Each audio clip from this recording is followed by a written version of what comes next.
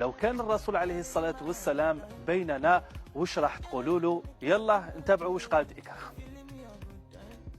نحكي لها شو وصلنا.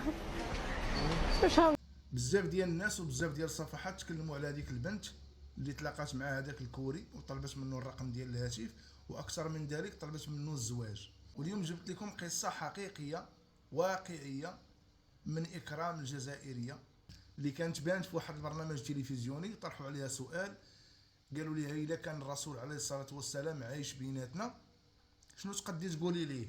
الجواب ديالها كان ان الا كان الرسول عليه الصلاه والسلام عايش بيناتنا غادي نحكي ليه احوال الناس وكيفاش عايشين الناس. قالت هذا الكلام هذا وبقات كتبكي.